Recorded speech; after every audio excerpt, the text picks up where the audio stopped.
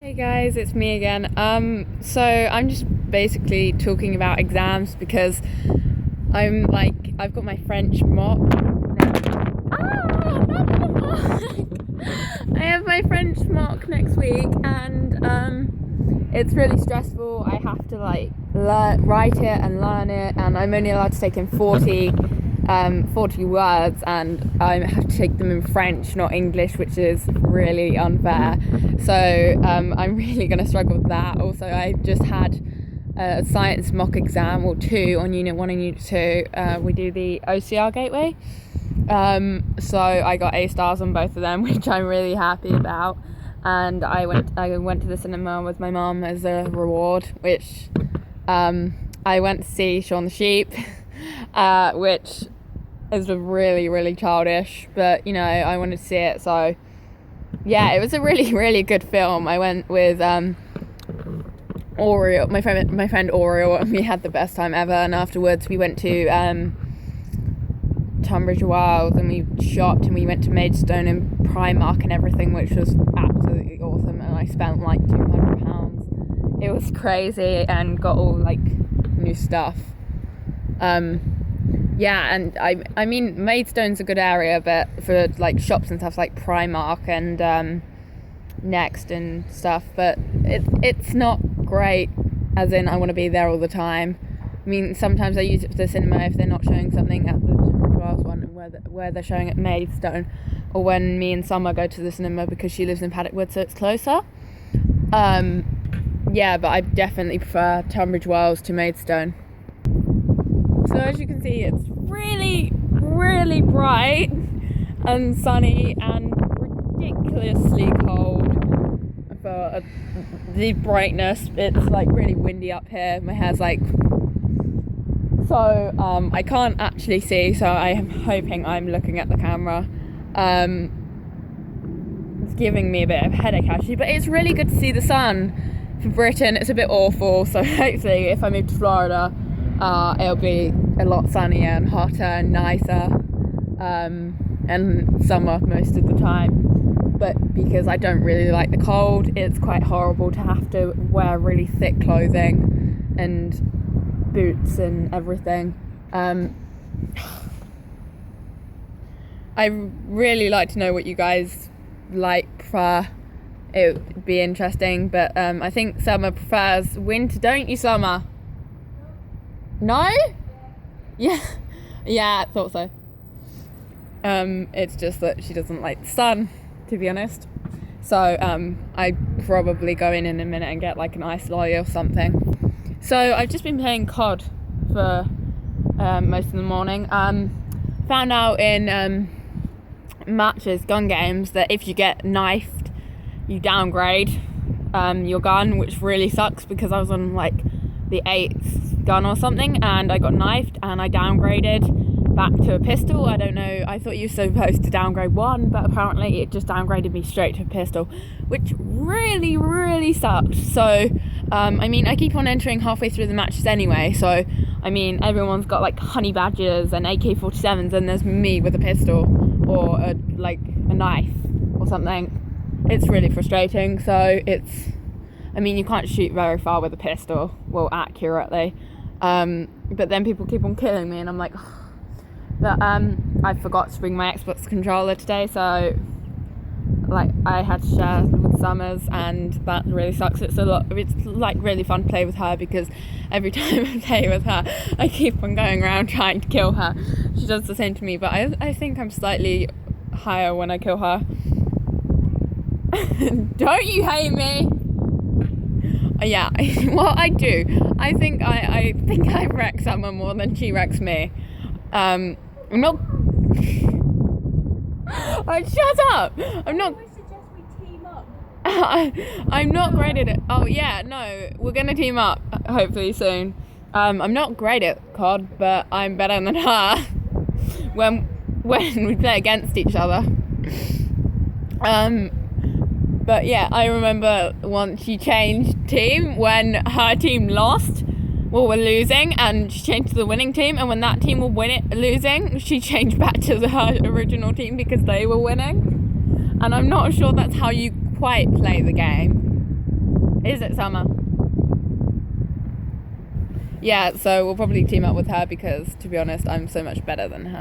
So Thursday I went to this Women in Maths talk, and it was university speakers, and it started off with the chocolate fountain, and this speaker from a university actually came up with this theory between chocolate fountains and maths, and liquids that will work in the chocolate fountain, and you get something like ketchup and honey that will work in it, and you just don't think it. And there was this photo of a chocolate fountain that someone had put ketchup in and were using it to put their fries in, and it looked really, really disgusting but delicious at the same time. Apart from that, there was a speaker about the mathematics being the language of the universe, and she could prove that any set of numbers could be easily deducted. So, for example, she took 10 numbers, she asked random people in the room, their Twitter followers, and she then put them on the board. She made 2 predictions before the show. She'd never met us before. It varied from 11 Twitter followers to just over 1,000. And she said her first prediction was